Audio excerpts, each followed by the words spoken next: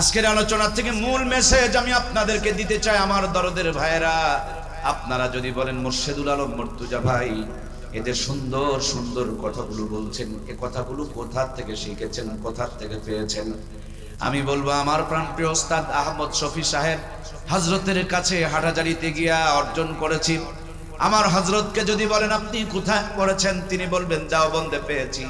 দেওবন্দওয়ালাকে যদি বলেন আপনারা কোথায় পেয়েছেন, তিনারা বলবেন মদিনা বিশ্ববিদ্যালয়ে পেয়েছি। তাদেরকে যদি বলেন কই পেলেন, তারা বলবেন সাহাবায়ে কেরাম রাদিয়াল্লাহু তাআলা আনহুর কাছে পেয়েছি।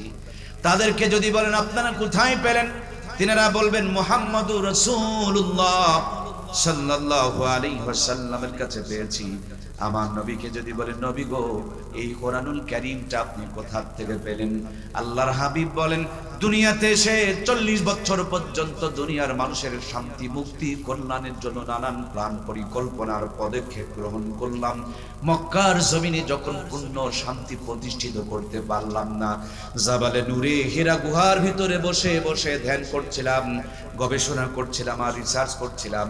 আমি ছিলাম মুহাম্মাদুর রাসূলুল্লাহ। সকলে একটু জবান খুলে বলুন না সাল্লাল্লাহু আলাইহি ওয়াসাল্লাম।